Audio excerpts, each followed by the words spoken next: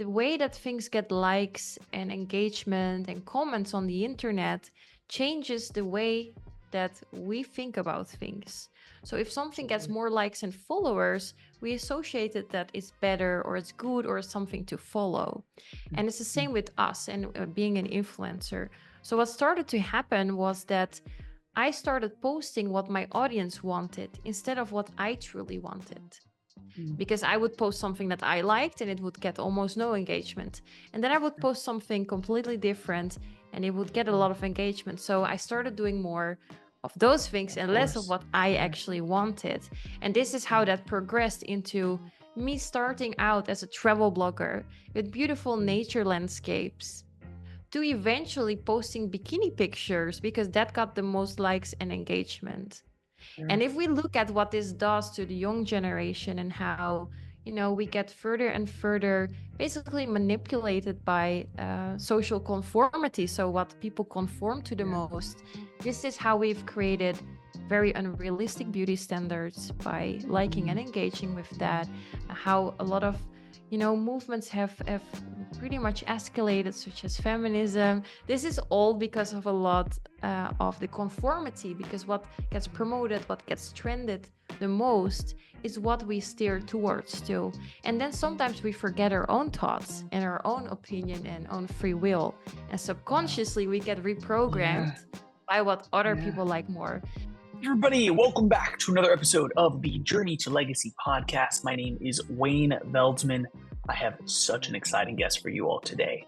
Not only is she going to teach you how to take control of your life, start working for yourself as a freelancer, but she's going to teach you all about mental health, especially related to social media.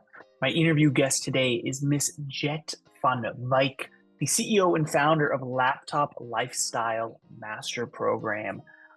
We touch on so many different things about how she actually started in corporate America, having to work in a basement, to becoming an influencer travel photographer, which led to just total depression. And then she started understanding a little bit more about mental health, pivoted to running a marketing agency, and is now actually helping the world to become free, escape the 9 to 5, work for themselves with time freedom, location freedom. You guys are going to love the episode a lot. I had a ton of fun speaking with her. And so, without any further ado, let's hop right on into the episode with Miss Jet van Wijk. Jet, thank you for being here today. Thank you so much for having me. Yeah, it is my pleasure, man. You are such an impressive woman. So many amazing stories to tell, but just kick us off. Tell everybody just a little bit about yourself in general. Yeah, totally. So my name is Jet. My full name is actually Mariette, but most people call me Jet. And I'm originally from the Netherlands. But now the last years I've been living all over the world and traveling. I used to actually be an ex-influencer after I came out of my corporate job. But then I transitioned into digital marketing and I became a freelancer.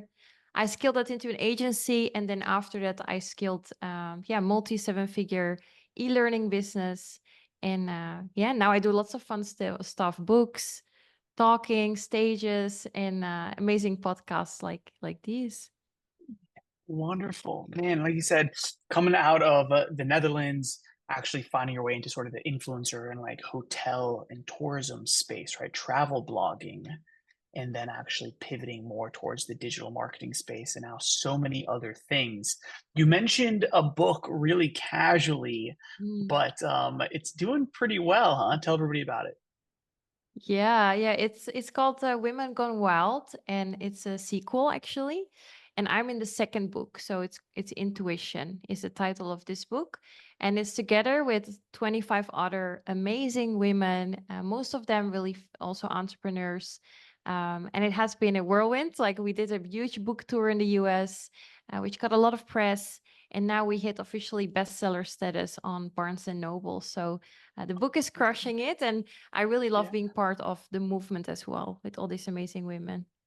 that's wonderful. When you say part of the movement, like what is sort of the movement or the message behind the book? Yeah, so the book itself, like the subtitle, let's say, is The Feminine Guide to Fearless Living. So the whole point of the book is basically to get 25 different perspectives on a topic.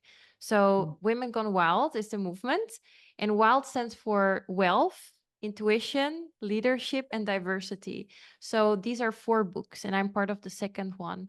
And the movement is really about basically educating, especially women, to live fearlessly and to tell their stories. But of course, even for the men, this is amazing to read because you get so many different perspectives. And it's such a sisterhood, like we mastermind together. And yeah, really, so many women reach out to us, even in tears, being so grateful for the stories that are shared. So yeah, it's amazing to be part of that. That's so wonderful. Women Gone Wild. Wow, bestseller Yes. now at Barnes and Nobles, and so everybody can check it out really, really easily. Definitely. Um, uh, that's wonderful. And so, in like this Women Gone Wild, right? How do you feel actually about like the message and like how you now relate to it versus I know you went through kind of a lot of mental health struggles not too Mm. long ago. Yeah. Yeah. So the funny thing is this book specifically, because it's called Intuition, in my Mm, chapter, I actually write about, how I use my intuition to realize, okay, what I'm doing right now, in some ways I thought it would be better than the corporate job I had. So being an influencer, being able to travel, getting all the mm, social media fame.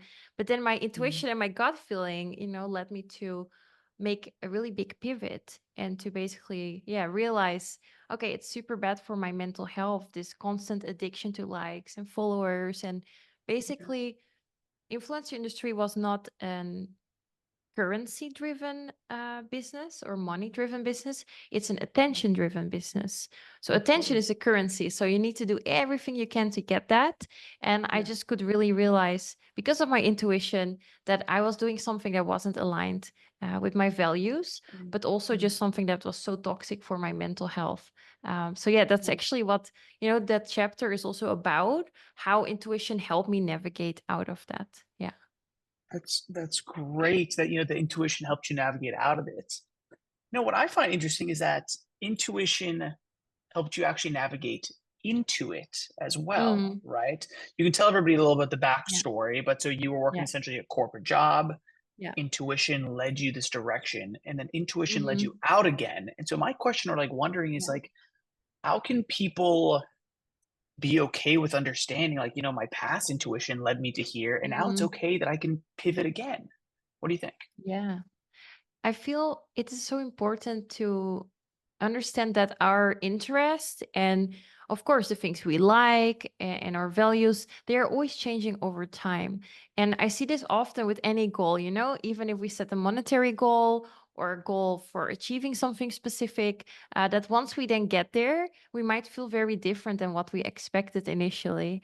And I feel then it's more about realigning, saying, okay, why do I feel that way? And how can Mm, I make sure that I feel aligned again with what I stand for? So it's mm, it's totally true that, being in a corporate job, and I was working in the basement of a hotel, so there were no natural air, no windows, and wow, it was in London. So some, winter wow, days, I walked there in the dark. I got in the dark and I left when it was dark. So of course, if you look at it like that, yeah, sure, being a travel blogger and working from more warmer places, and making mm, videos and photos, you think, oh, that must be the dream.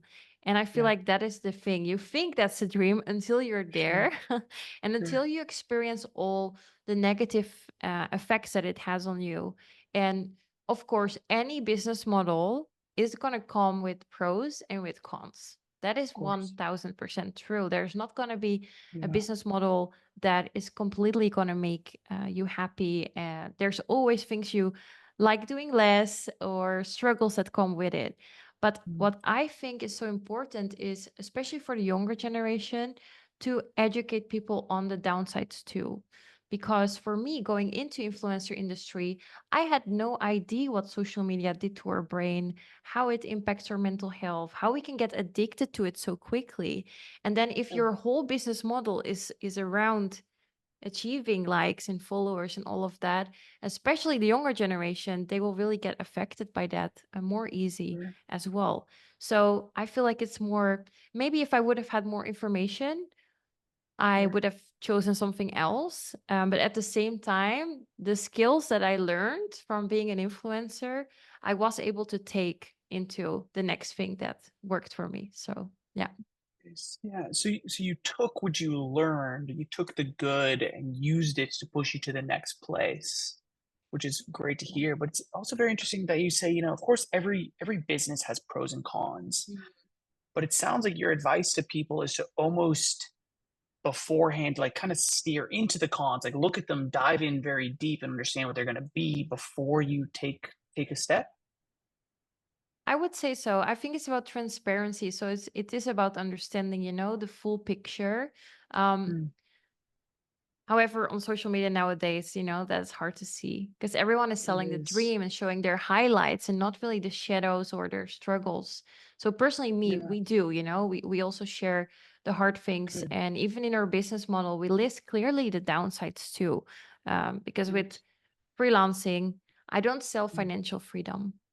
mm, Because as a freelancer, I mean, can you make 1 million a month as a freelancer? Not very realistic. no. I would say then you're already definitely in a full huge ass agency if you want Of to course. Of do that course. amount of money. So this is what I mean with more like, okay, hey, be realistic. This is how much you could make with this. Sure. This is how much you Yeah. can make if you scale it later. Be very Mm, transparent about it. Plus, we also say you do need to put in the time. It's not something mm, where you can just throw in money and it's going to come out on the other end. You actually need to put in the work. You're actually working. It is yeah. not a golden ticket to the lottery. And influencer was the Yeah. same. I Sure. actually spent so much time on each campaign for a brand. Mm, Obviously, it's not just like, oh, grab this pen and make a photo of it. No, it's like you have to find the location, then after you have to edit, you have to, it's like so much goes into each brand deal that you do. Often we get paid very late. Brands don't pay you mm, on time mm, or they want to mm. gift you stuff. So all of these things I feel like should just be more transparent because it's not all rainbows and sunshine. And then Yeah. understanding, obviously, because it's so correlated to social media engagement and performance, Mm, mm, being mm. transparent on that it actually can affect your mental health, and you can get addicted to it very quickly. Yeah.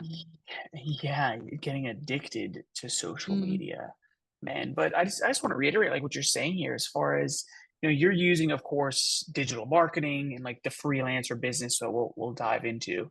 And then you're also talking about the influencer business that you had around how like there are cons to it. But this is so true for any business, any endeavor, whether you're an entrepreneur or not. I'm curious your opinion on it. So we outline the cons, right? All right. So whether it's let's pretend that it's before you go into a job. Okay, I'm outlining the Mm. cons and now I kind of understand them and I say, you know what, I think it's going to be okay. And I jump in. And now when, pardon my friends, when shit hits the fan, Mm-hmm. right? How do we decide or think through should we keep sticking with it and work through these cons or do we pivot? Because I think I don't know, society right now has a big problem with jumping ship, Yeah. but at the same time, how do we know when sometimes we should? Yeah. That's a really good one. I think what you're saying as well is like shiny object syndrome, right? That's Sure. something, especially with seeing all the things you can do online and all the different ways and paths. It is sometimes hard that when it gets difficult and you see Mm, another idea, you're like, oh, maybe that's easier, right? yeah, Um, yeah. so personally for me, I believe that any business you're going to start, any online business or offline business, as long as you stick with it, you will get a result in the end. So that's why I feel Nice, like it's more important to make a decision up front and say, okay, nice. does this specific method align with my values, with where I want to go? Do I see myself doing Mm, this? And if that's the case, then you just have to stick with it, even when it's hard. Um, it becomes a different story when it really has. So influencing, I achieved it. Like I was making really good money with it. mm, So it mm, was not that it didn't work for me, it was that it worked for me, but then it started to misalign with my values. And this was about the dirty games that you had to play as influencer, the Mm, engagement mm, groups, like all of that stuff, people buying followers. So you're working so hard, but you see other people buying followers. Also, influencer friends of mine that I had at that time, seeing how they were selling products where they mm. would tell me, "Oh, I hate this product. It's so bad, blah, blah, blah." But at the same Yeah, point, then they would still promote it because they got paid for it. You they're know getting what I mean? paid. So I was a Yeah. successful influencer and I was crushing it, but it started to misalign with my integrity Mm, and my mm, mm, ethics. And that is why, in this case, why I mm. pivoted. And of course, yeah, it was bad for Of my mental course. health. I saw the effects on what it did to me. And this is when I started to look for a different way to still get location Mm, freedom and time freedom because I didn't want to go back to a corporate job, make similar amount of money, but at the same time be less connected to, let's say, the product as a front end, so I'm not with you. needing the likes and followers, but using my skills. Um, Using the skills you learned. then then why did I go from freelancing to agency owner? Mm, That mm. was because I was scaling it. So I was getting Of more course. clients than I could handle. Nice. So it was also a logical, step. Mm, And then mm, obviously mm. after doing it for a long time really successfully, then I got into educating also because I really love it. Yeah. But at the same time, I also got enough social proof to and now create something that would actually help people. Wonderful. So yeah, I feel like it's that you either pivot in a way where you've outgrown what you're doing now, so you want to Mm, scale to the next step, or perfect. you grew it to a level and you realize the way of doing it doesn't align with you, and then you should Nice. pivot. But I do not Wonderful. believe that, like you said, let's say you start drop shipping, that you should quit after 1 month because it's hard or Yeah. you see something that looks Yeah. easier. Why did I quit drop Fair. shipping? Because I just realized I didn't like it. Really. Mm, I just didn't mm. enjoy it. Even if I would have made a lot of money, I would have not Right. continued it. I just didn't like selling, you know, pencils or flashlights or whatever on the internet. I just Yeah. didn't get fulfillment from it and it didn't Yeah. complement my skill set. Um, Yeah. so yeah, I think that's it. You can Perfect. try things, Perfect. and if you feel like it doesn't align with you, you can stop. But you Fair. shouldn't stop because it Because it's just gets hard. hard, because every Yeah. business gets hard. Of course. Yeah, Yeah, of yeah. course. I'm right there with you. I think that's so well said, right? That pivot if it doesn't align with you. How you Mm, found like sure you're making tons of money and like seems great, but it wasn't aligning with your values of who you yeah. were, so you decided to adjust. And I think the great piece of this puzzle, right, is for everybody to realize before you jump into something, right? Take more time to plan, to think it through, talk to people that are already doing it, Yeah. and focus on finding out what are the negatives. Focus on finding out what are the cons, right? Because so you can understand what's to come. Because the shiny object syndrome, right, is only talking about the good things, right? We Yeah. focus on that, and so we jump ship. Jen, I want to pivot a tiny little bit here, just towards you're talking about mental health a lot, right? And especially having to do with social media. And I know you wrote a other book as well on Mm. that topic. Tell us a little about it, and sort of we'll talk about mental health for a bit. Yeah. Yeah, this book was really something that I felt like I had to get out when I also pivoted, from the influence industry to freelance marketing. Um, Mm, and the funny thing is, I was invited in my hometown in the Netherlands to a panel discussion with okay. a Russian neuroscientist. Oh I was wow. invited as the influencer, to represent that basically. And he was talking about mainly about what Tinder does to our brain, but relating it a lot Nice. to attractiveness, how people look, and then also social media and what it does with us. And actually, from being in that panel discussion, I gave my perspective on how I look at it, how I think I would change over the years if I would stay in the influencer Mm, industry. And the discussion, yeah, made me so interested that I started to research and study a lot about really neuroscience and social influence and wonderful. conformity. Um, Informative. and that is also what I write about in my book, basically exposing really the dirty laundry. So everything I had to do to get my influencer success to warn people. And Nice. then also, yeah, in a very simple way, what it does to our brains specifically. And now, actually a month ago, I got to do my TEDx talk about this topic as That's well. right. Congrats. It's It's not out amazing. yet, That's so so I exciting could though. not share it yet, but hopefully we get it approved soon. But yeah, it's basically about social conformism. So Mm, this really speaks about how the way that things get likes and engagement and comments on the internet changes the way that we think about things. So if something gets absolutely. more likes and followers, we associate it that it's better or it's good or it's something to follow. Mm, And it's the mm, same with us and being an influencer. So what started to happen was that I started posting what my audience wanted instead of what I truly wanted, mm, because I would post something that I liked and it would get almost no engagement. And then I would sure. post something completely different and it would get a Mm, lot of engagement. So I started doing more of those things of and less of course. what I Yeah. actually wanted. And this is how Mm, that progressed into me starting out as a travel blogger with beautiful mm, nature landscapes to eventually posting bikini pictures because that got the most likes and engagement. And sure. if we look at what this does to the young generation and how, we get further and further basically manipulated by social conformity. So, what people conform to the Yeah. most, this is how we've created very unrealistic beauty standards by liking and Mm, engaging with mm, that.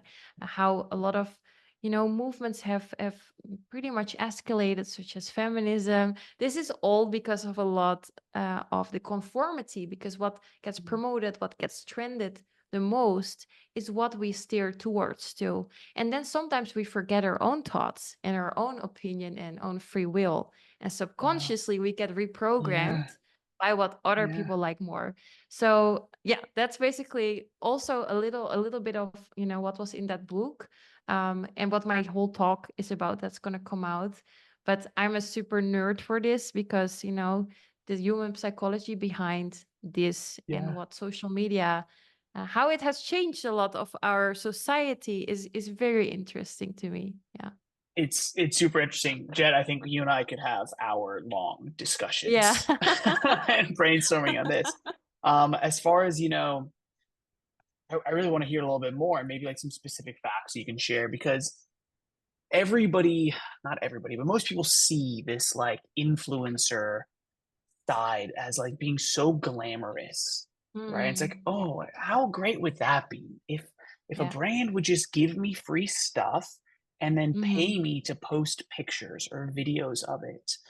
But the piece of the puzzle that most of the time you're getting paid for is the reach, right? How many Yeah. people you're actually getting their brand and product out to. And in order to achieve that, you a lot of times have to change what you want to post. Your Yeah. examples of right, starting with nature pictures Hmm. to what's actually getting more likes or comments, more feedback and engagement. And so that's that conformity piece, right? That like we Yeah. sort of start to conform. And then something else you mentioned was getting subconsciously reprogrammed. How do you how do you think that social media companies are on purpose and accidentally changing public opinions and views and like Yeah. what society thinks? How what do you think It's about that? definitely not accidental. No, like No, it's so I don't know if you've seen that Netflix documentary as well, Social Dilemma, where it's about Meta mainly. So mm, of course all the algorithms of these social media platforms are developed to keep us on the app longer. mm, This mm, is a fact. Everything they do is evolved around this.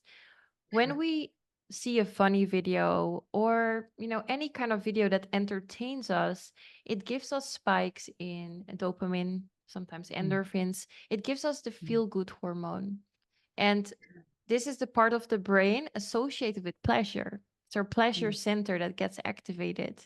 Now, this is how we develop an addiction to it. I mean, how many times are even you, maybe you're scrolling, you're like, how did I start scrolling actually? Like, how did I get into yeah, this hole, Um, sure. or when you're feeling down or when you're feeling, a certain way, we always grab the phone and we go scroll because it gives us some good feelings. It gives us some fun. And this is how they make us addicted as well. Plus, by the way that it's designed, the way that we scroll, the way that it shows us more things of what we like, so Of that we get course. hooked. It is all designed really to create a social media addiction. And Mhm. the crazy part is that actually, especially for younger people, we don't have our frontal lobes completely developed. And Mhm. this is where a big part of our risk ratio actually is, and reference center. So that means that we cannot always see the risks yet of what we are doing. That's why young kids make more stupid mistakes, basically. Sure. Okay. But this is also why a lot of the younger generation sees a lot of the content on social media as the truth Mm. without being able to think further yet, or think deeper, Sure. have Sure. references, calculate the risks better. And this is why it is especially dangerous for the younger generation to see all these things, such as become an influencer, become an OnlyFans Mm. model, because they don't see the Mm. risks of it. They are not able to comprehend that yet. And also because of the lack of information, to be honest. So Yeah. definitely these kind of attention driven platforms, I, I Mm. I know that they are built algorithm wise to keep us on. And then us as humans, we get addicted to those feel good Yeah. hormones. Yeah. Yeah, absolutely. I mean, we all have to remember that these social media channels are free Hmm. because we are actually paying with our time, right? We Yeah. are the We are the product product. that Yeah. they're selling. And we have to realize this as well, that they are pulling us in. That's their only job. The Yeah. the Netflix documentary mentioned, The Social Dilemma, is a really great one for people to watch if they don't really have an understanding of Yeah. this, and especially for the younger generation, as you said. I have heard, and I don't know if it's fact, but that for TikTok in China, they have a different algorithm for children. Actually, have you heard anything about this? No, I'm not too sure. Actually, I have heard that obviously China is very different with many social media Yeah, yeah. So platforms. apparently for TikTok, for children in China under a certain age, Yeah. it doesn't send them or curate funny videos or dance Mm. videos or pranks. It curates essentially interesting education, Mm. science experiments, or like facts about the world and the universe, like whatever it might be, to try and Interesting. educate their kids, because they probably realize, Yeah. like you said, the sort of like risk assessment factor of their brain, whatever it might be, they don't know. Because I mean, if you see something that pops up in your social media feed and it has a million likes on it, you just assume that it's the truth, right? Oh, everybody has Exactly. agreed this is the truth, Yeah. where it could be totally Yeah. fake. Yeah, that is the danger of, this. Of course, we've always had conformity because it's a survival instinct, essentially. If the Mm. majority goes a certain direction, right, back in the days, because they're escaping from something, most people would join that because the survivability to stay in the group is higher than to go off by yourself. So this is a human instinct that we have, but now it is at a large scale because we can literally conform with anyone from anywhere. So yeah, a lot of the things that go viral, not even that they're seen as the truth, but they're almost adapted as new societal standards, and that can be Sure. very dangerous. Yeah. So dangerous. What's the title of this book actually? This book is called What Influence. Yeah. What Influence? What Perfect. Influence.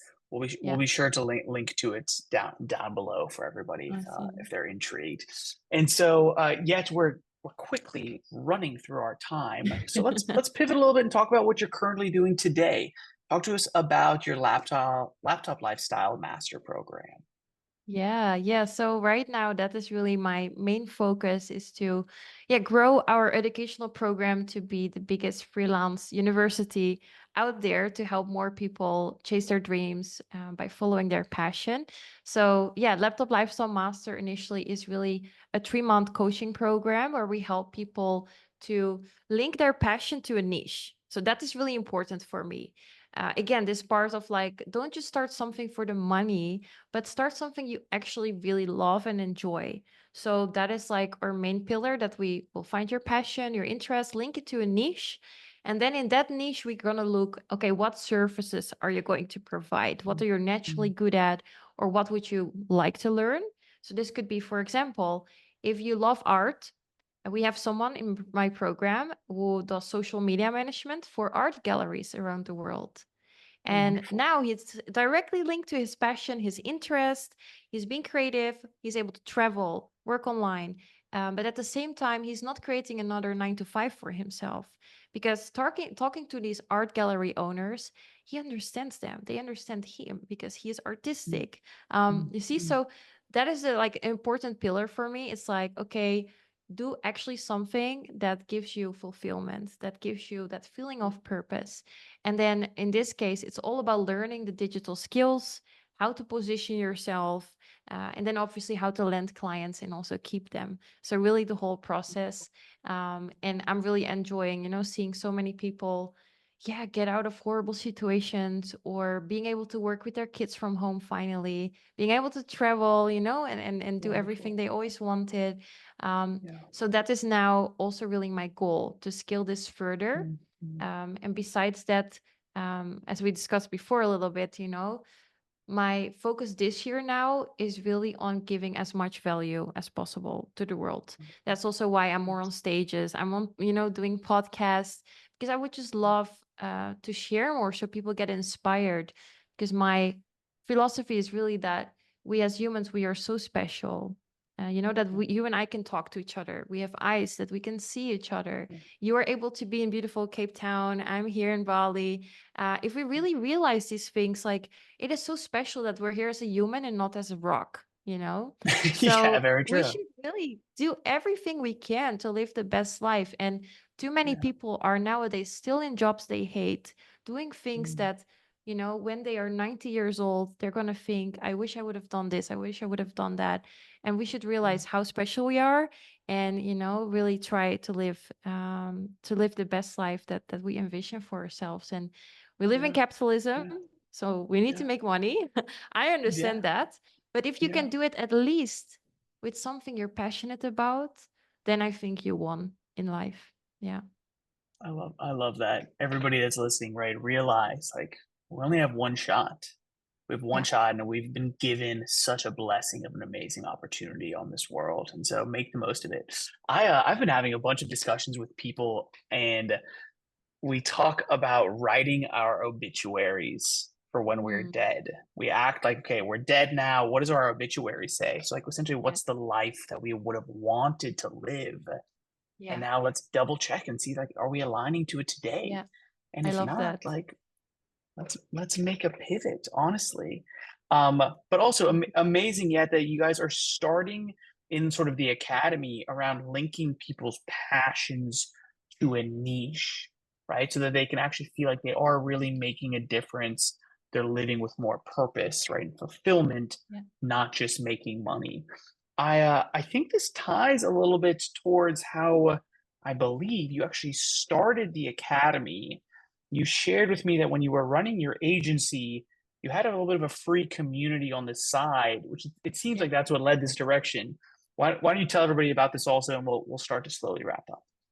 Yeah, definitely. So, yeah, when I was starting to scale my agency, so from freelancer to agency, I actually was looking to hire an apprentice. And Okay. I found this great website where you can basically hire an apprentice for 3 months. It's kind of like an intern, and for a pretty low rate, they will work for you, like, I think it was 8 hours a week or something, like pretty low, while learning from you.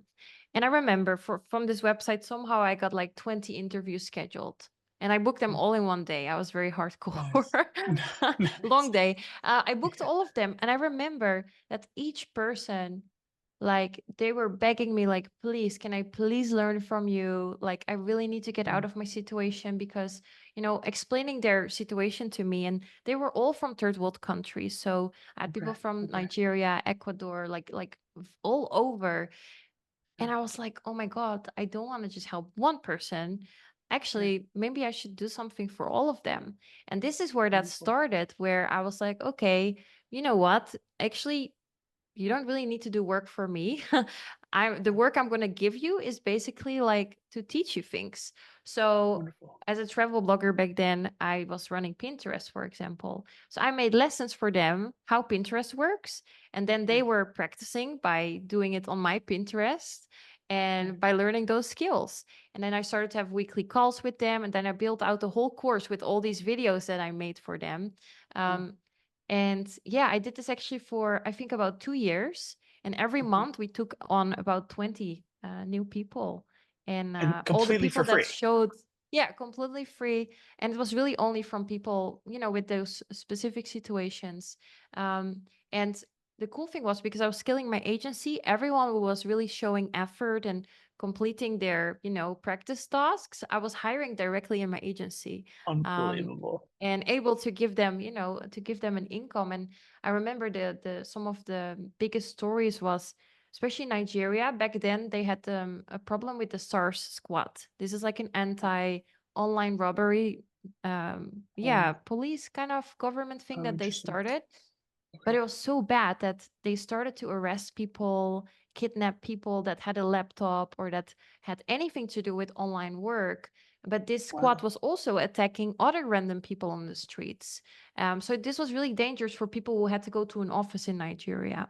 And Wow. now, because I hired many of them in my agency, they were able to just work from home and be safe. And I Amazing. remember some of their friends, they really got kidnapped, they got raped, they disappeared.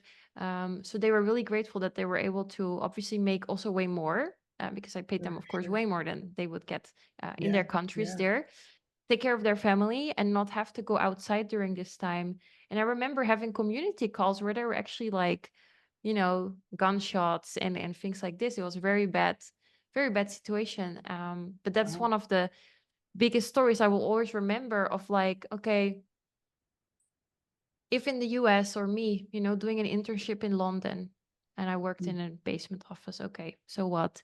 Yeah, These people yeah, had way worse yeah. situations. For them, working online is literally life changing and it's life saving almost. It is. So, of course, I want everyone to live the life of their dreams. Doesn't matter where you're from, doesn't matter what your background is. But what I'm saying is that for those countries, it makes a really big difference for them to learn Yeah. digital skills and get an opportunity to work from their laptop. Yeah. That is so great. Like what an amazing, amazing story, right? Because of course you're teaching people financial freedom and Mm, independence and the freedom of time and location, which is great, right? I do the exact same and I preach the exact mm, same.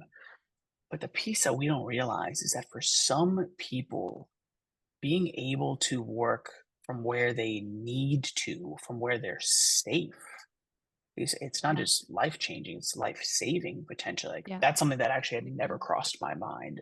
yeah, Um, yeah, Thank you so much for sharing that. And so it sounds like that's kind of what led to you realizing, let me create a full fledged program, an actual paid mastermind yeah, program or academy to help yeah. the world. And then the third world countries, the people that really still need it, my understanding is you're still helping them as well. Yeah, we're doing still specific scholarships, and allowing people as well to do internships with us. Actually, yeah, it was Okay. another great example. Someone did an internship. Now they're working for my team, after they completed Nice. their 3 months. So we are still doing those as well for very specific situations. And of course, I'm Sure. trying to create a lot of free value and free content as well on YouTube and podcasts and ebooks and things like that. But yeah, it is my goal now in the next years to see how can we take this online, also offline. So Sure. there's a lot of charities that I really admire that are working to build schools in poor countries, and that is amazing. And what makes me very excited is if they're getting basic education there, which is amazing, already better than getting no education. But my whole thought process is what if they also got digital skills? What if we also taught them digital skills? That would again be life saving for these people. So yeah, that is my idea to look into this and set this up. And I'm already talking to charities. What is needed? How much money is needed to provide things like laptops, digital classes? Like, can we make courses for them? Can we do Mhm. apprenticeships with them, but more connected to the schools that they're already going to? And yeah, that would for me make I guess leave a legacy. helping really these people in those situations that need it the most and give them a piece of the pie, because we cannot stop the digital world anymore. We cannot stop AI, we cannot stop technology, but we can look at how can we distribute it more evenly to those countries too, that they also get a piece of that pie of, the digital revolution that is only going to continue from here. Yeah. Amazing. Yeah, absolutely amazing. You answered that question better than I was expecting, because my next question was going to be around legacy, and you already answered it. Yeah. And so great. And working with nonprofits is wonderful. I myself, I pivoted my digital agency specifically just to the nonprofit space. And one of my favorites teaches entrepreneurship education to youth and to children, actually. And what I love about what you're talking about is giving them those digital skills. I love this nonprofit because they're giving them the business skills that have underlying principles of teamwork and leadership and communication, where if we don't teach those things to people young, then we're sort of just setting them up for failure in their future, huh? Yeah, exactly. Yeah, Exactly. amazing. Well, yeah, thank you so much for being here. Please tell everybody, where can they find you? Where can they learn more from you? Yeah, thanks so much for having me. Really love this conversation. Yeah. So yeah, I'm actually everywhere with Jet van Wijk, so my full name. And also my website is jetvanwijk.com, so that you can find me there. I have lots of, nice educational videos also on my YouTube channel, if anyone wants to explore that. And our website really explains everything, gives lots of free resources. So that would be the best place to go for sure. Perfect. Thanks so much. We'll be sure to link to everything down in the show notes. And that's a wrap, everybody. Thank you so much for tuning in.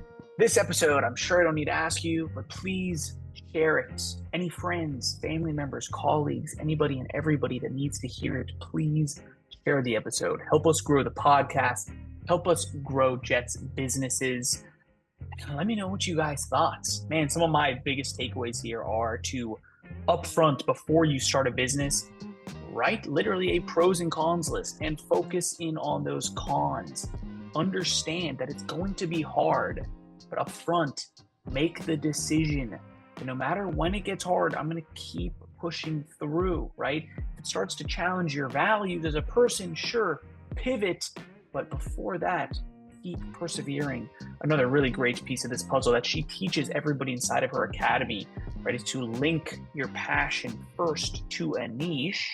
She gave the example of one of her students that is an artist or a creative, now works with the art industry specifically, right? So link your passion to a niche and then use your digital skill set, things like social media management or copywriting or email marketing, whatever it might be.